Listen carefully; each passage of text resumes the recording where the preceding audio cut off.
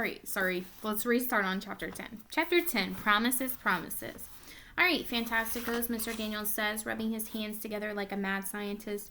First thing I'm going to do today is book talk. I will do a lot of that this year and tell you all about some of my favorite stories. When Mr. Daniels talks about books, it reminds me of Max or Oliver, like he's ready to launch a giant party. I like hearing about the story, but asking me to read them would be like asking a lobster to play tennis. And then it gets worse. He holds up a pile of notebooks. I have a surprise. I have a brand new writing journal for each of you, which you will write in every day. Oh no, I'd rather eat grass. But here's the thing. I will sometimes give you a topic, but not very often.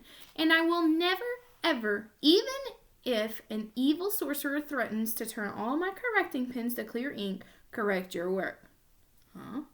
They won't never be graded. They will never be corrected. And most days, I won't tell you what to write about. You may write about your life, sports, the country, or your friend, favorite kind of soap, books you like, books you don't like, anything. Wow, I wonder if he's delirious. No correcting? Anything we want? This is too good to be true. I know something is coming. There are only a couple of rules. There they are, the rules. You must put pencil to paper and do something. And I will often answer with a sentence or two. Write back? Oliver asked. Can we grade you? Mr. Daniels laughed. Well, we're not going to grade at all, Oliver. This is about communication, self-expression, not measurements.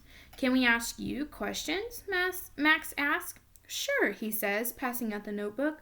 Mine is yellow, a little too nice a color for a writing thing. Can I write about football?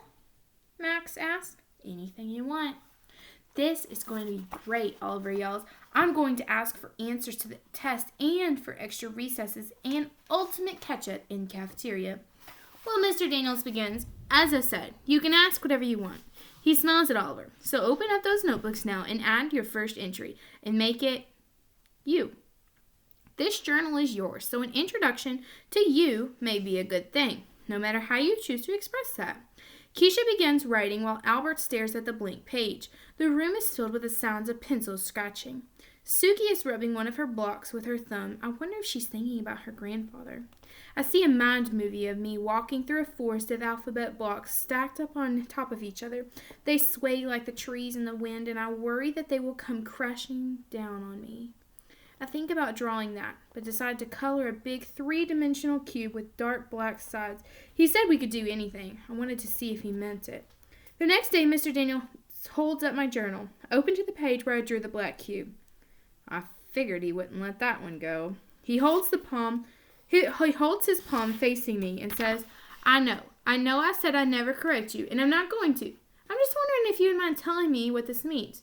Do you like the color black, or does it mean something? Either way, it's okay. I think of the kinds of things that might make him mad and remember how he said a person can be too good at the wrong things. Maybe I don't want to get in trouble this time. It's a picture of a dark room.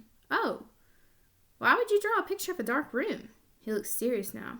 It was supposed to be something about us. Well, why would a dark room have something to do with you, Allie? His voice is soft, really soft. I swallow hard, because in a dark room, no one can see me. He stares down at my black cube. Then he clears his throat before looking back up. Okay, thank you for being honest, Allie. I'm so relieved he isn't mad. Allie, he pauses, can you tell me why you don't want to be seen? I think it would just be easier to be invisible. Why? I shrug. I want to give him an answer, but I have both too many words and not enough. He nods slowly. Well, he says, I'm glad you're not invisible, Allie, because this class wouldn't be the same without you. I don't believe him, but it makes me happy he said it. I realize looking at him that all this time I haven't been looking teachers in the face. I've been staring in their stomachs while I sit at my desk, and they tell me the things that are wrong with me. But now, on top of all of those other big wishes that I carry around, I have one more. I want to impress Mr. Daniels with every tiny little piece of myself. I just want him to like me.